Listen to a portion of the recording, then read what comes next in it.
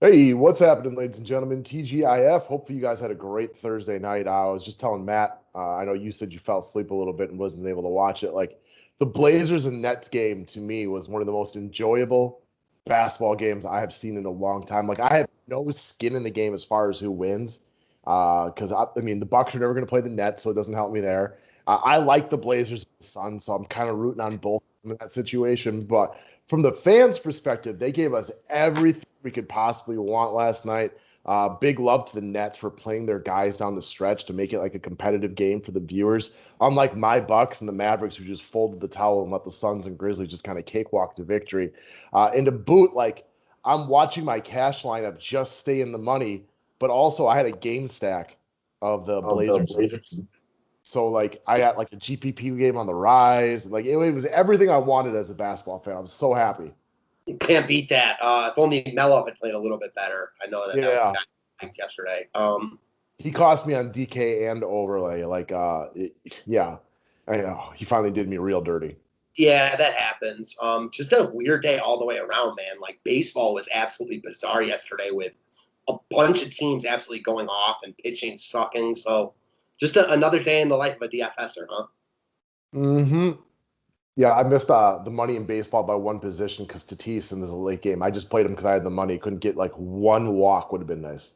Oh, for me, I had Seager in my line, but then like had extra money, so of course switched Seager to Tatis. And I know as soon I'm like it's 2-0 or it's 2-2. I know Seager went yard. Of course he went yard. Of course he Yeah, went yard.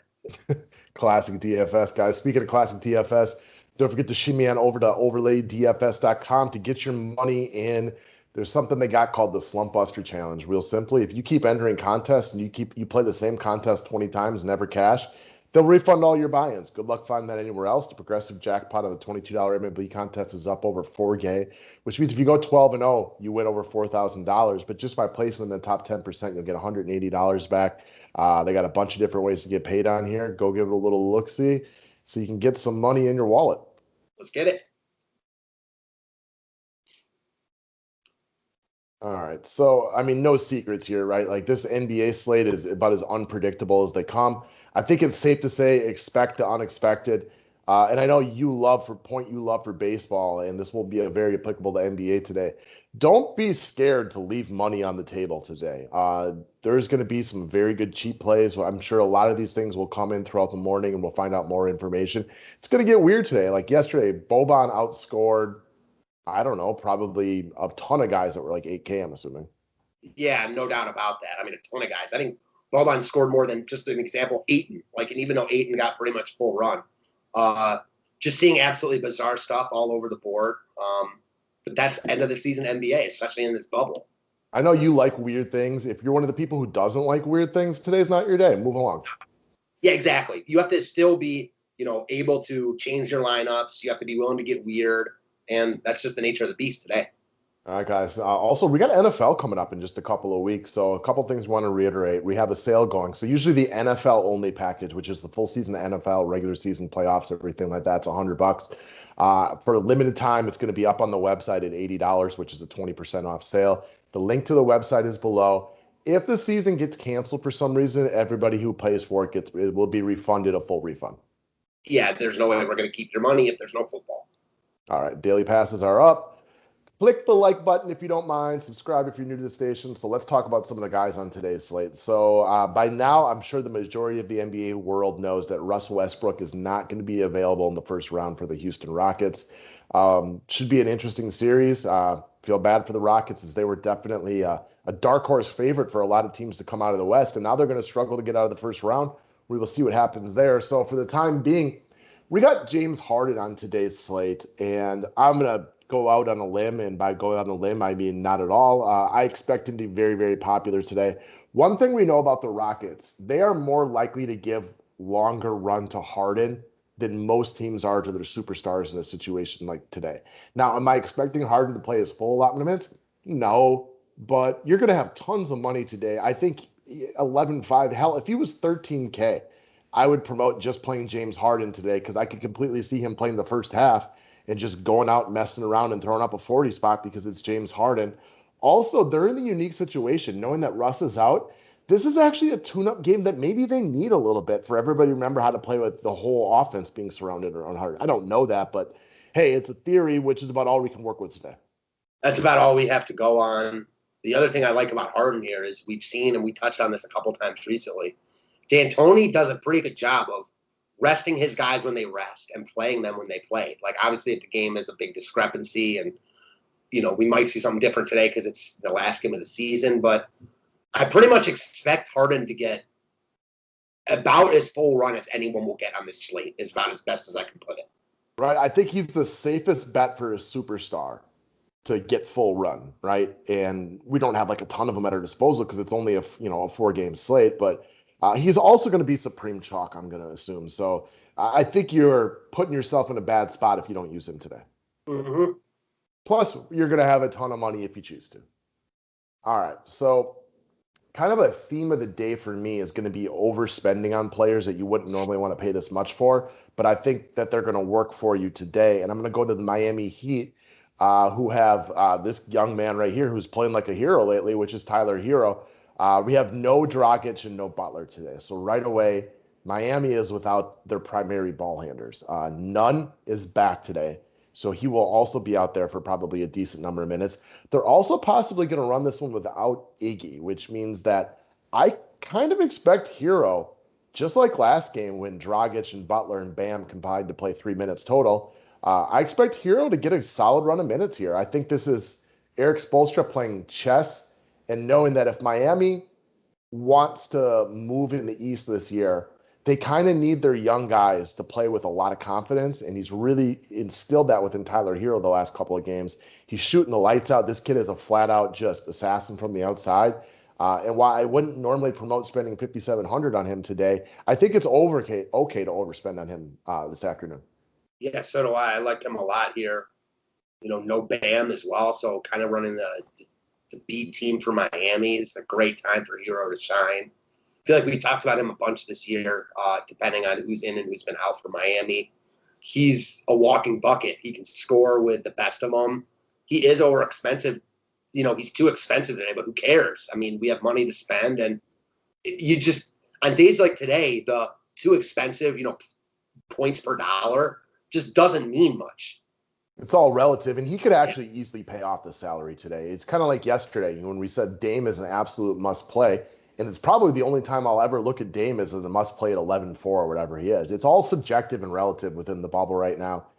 This might be the only time this year I would suggest playing Tyler Hero at 5,700, but I like him a lot today. Mm-hmm.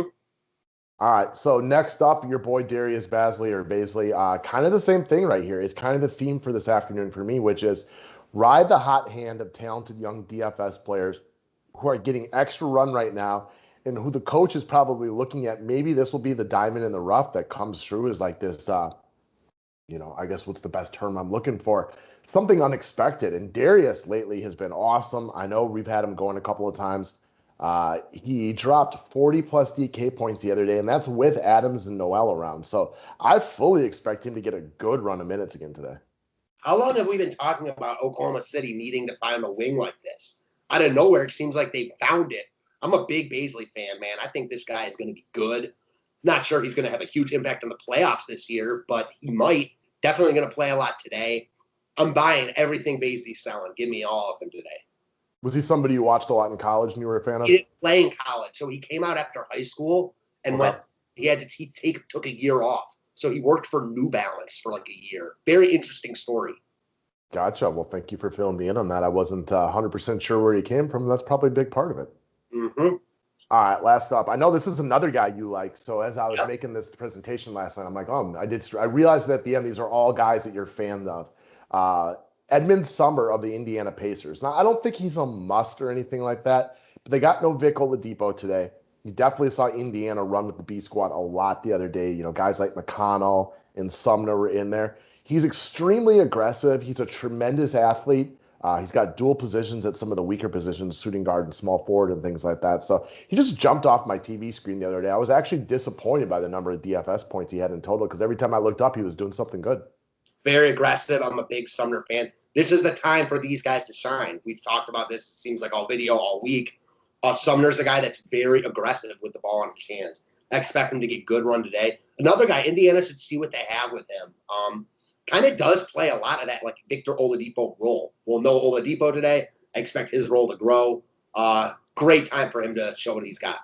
Yeah, you can get guys that are aggressive. It's a big help in DFS, right? You can't score points if you don't have the ball in your hand. You mentioned when we broke down Brandon Clark like a week ago that, yeah, you can be talented, but if you're out there with all the good guys on your team, like there's that opportunity that doesn't exist because like he never touches the ball on offense. Like today, Sumner's the kind of guy that when he's out there, he finds a way to get points. He is active, he is aggressive, he is assertive, he is everything you want.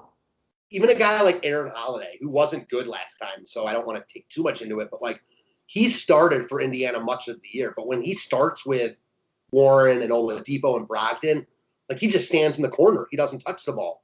Last game, he wasn't good, but he had the ball in his hands a lot. And that's what you're going to see with guys like Sumner, too. Yeah, you can't control shots going in. I mean, Right. I'll go back to the Justin Anderson play from a couple days ago. Like, it was not good. I think he ended with like 12 DK points, which even off of 3K is not good. But he shot the ball 15 times, right? Like, they just didn't go in. He was 1 of 15, 0 of double digits from three-point range. Look, I'll take that aggressiveness. A couple of those shots fall. I mean, that guy might be walking into 40 points that day. Same. So this is something that you'll like, too. I'm in like a chat group, an esports chat group, and they're, playing NBA a little bit. After the Aaron Holiday game, a bunch of them are, oh, I can't believe I played the bad chalk. Like, what bad chalk? And I'm like, that wasn't bad chalk at all. I would play that again tomorrow and the next day and the next day. Just because he played bad doesn't mean it was bad chalk. You can't be so result-oriented. Now, I get it. Like, I wish I hadn't played him that day either, but I would play it again today, tomorrow, the next day, etc. Our boy DFS Patriot tweeted out, never playing Desclafani again after yesterday. He was horrible, man. Like the Pittsburgh Pirates looked like they were taking batting practice off of me or something like that. I couldn't even pitch successfully in Little League, so that's how bad I am. But like he was just throwing high fastballs in the middle of the zone. Professional hitters would do that. Some days you're just off. Now, I'm not saying we were necessarily right, but like over 50% of the field went with Desclafani. It made sense to pair him with Darvish like most people did. I don't know. The results were bad, but I don't feel bad about playing him in 2 of my 3 lineups yesterday. Yeah, I feel similarly. He was It's not like Glass now was money, right? Yeah, no one was money.